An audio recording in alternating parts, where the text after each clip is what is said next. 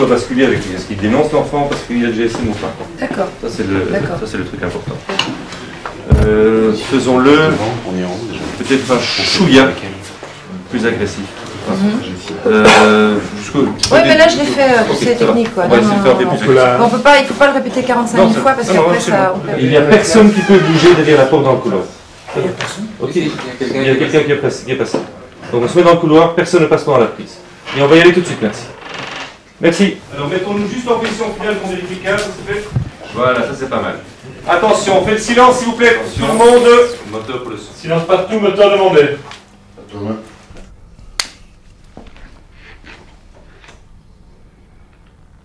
Action.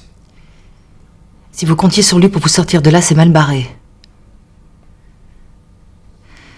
Maintenant, si vous ne voulez vraiment rien voir sauter, il est encore temps de nous donner la cible. Dans ce cas, j'insisterai dans mon rapport sur votre côté sentimental. Alors les personnages qui sont ici, c'est leur première confrontation auquel on va assister. C'est la seule confrontation qu'on va avoir. Il y a d'une part Alexandra Vandernoot qui interprète dans le film le commissaire Tamigno, qui va être confronté à une vague d'attentats terroristes qui est entre autres orchestrée par Yann Leclerc, qui est un espèce d'anarchiste misanthrope qui a été mêlé déjà à une série d'attentats.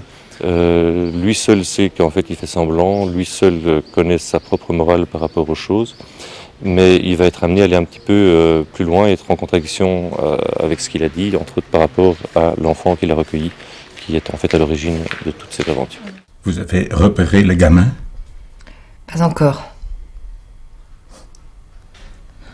Alors vous êtes battu. Il a 2 cartes à puce. Et à cette heure-ci, tout doit être prêt. Je vais vous donner la cible pour vous permettre d'évacuer la zone cette fois.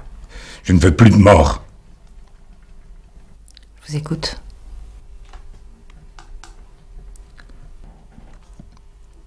Le barrage de la Gilep. Du bluff. Vu la taille de son sac, il ne doit pas avoir plus de 4 bâtons de dynamite. Un pétard contre un barrage. Achilles. Les ouvrages d'art ont tous un talon d'Achille. Les écluses. 1 400 000 mètres cubes d'eau de pression. Un seul pétard bien placé, plouf. Mais j'espère que vous avez retrouvé son père. Justin, tu sais... Justin aussi est un grand sentimental. Le film raconte en fait les aventures d'un enfant qui tente de retrouver son père dans un contexte particulier. C'est-à-dire que le père est un sans-papier, l'enfant est sans-papier aussi. Le père a été expulsé d'une manière, disons, ignoble par les autorités. Et l'enfant, qui se sent culpabilisé parce que le père a été arrêté à cause de lui, va tout faire pour forcer les autorités à le ramener et va y arriver. Als hem zich nu maar niet heeft laten pakken. Met mijn strafblad kan hij er nog een boel misère mee krijgen. Is dat het enige waar je aan denkt? We hadden hem niet mogen laten gaan, Gerda. Boete kon misschien nog van alles arrangeren. Door hem bij de politie af te zetten. Ik herken u niet. Denk na, Frans. Vroeger zou je al lang een oplossing gevonden hebben. Wat moet ik dan doen? De revolutie beginnen voor die snotter? Doe niet zo stom tegen mij.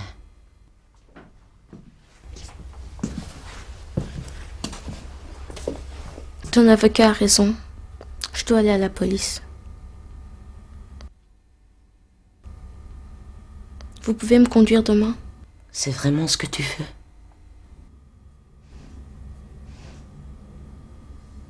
Je dois retrouver mon père. Attention, moteur pour le son. Moteur demandé, silence partout. Silence partout, s'il vous plaît, moteur demandé, merci. Ça fait combien de temps que vous travaillez sur ce projet? Si je dois prendre la première ligne d'écriture, disons que ça fait certainement 2 ans et demi à 3 ans. Vous avez rencontré des obstacles? Le premier obstacle, c'est soi-même, parce qu'on a des doutes tout le temps. Pour savoir, c'est un rêve un petit peu fou de faire un long métrage comme ça. Il fallait écrire le scénario, il fallait le produire donc, et le réaliser. Je crois que la première chose qu'il y a eu, c'est que le scénario, ça m'a emballé. Je suis parti dessus, donc j'ai pris énormément de plaisir à l'écrire. Et à partir de ce moment-là, les obstacles ont commencé à se lever les uns à la suite des autres. Les gens ont commencé à apprécier ce qu'il y avait dans le scénario et m'ont fait confiance. Alors dans un cas pareil, on arrive finalement à être plus poussé vers l'avant que de rencontrer des obstacles. Maintenant, il y a des obstacles, il y en a toujours, il y a des déceptions, il y a, je veux dire, le financement d'un long métrage en Belgique n'est pas quelque chose d'évident. Je veux dire, j'ai fait le grand chelem, quoi. J'ai eu le financement de la communauté française, le financement de la communauté flamande et les deux financements wallons qui existent, c'est-à-dire Wallimage, qui est le nouveau fonds de financement, et Promimage, qui est un fonds d'aide à la nouvelle technologie. Il se fait que j'ai eu connaissance et j'ai appris qu'une nouvelle caméra HD prévue pour le kinéscopage, donc prévue pour une adaptation sur le 35 mm, était arrivée en Belgique. J'ai sauté j'étais voir la caméra d'abord, puis j'ai refait tous les calculs, et puis d'une manière, je dirais, des hasards amusants, j'ai appris que le fonds Promimage existait. J'ai rentré un dossier en présentant toute une chaîne de fabrication qui effectivement est une chaîne encore actuellement expérimentale, parce que personne n'a fait un long métrage comme ça en Belgique. On n'est même pas sûr de savoir comment ça marche jusqu'au bout.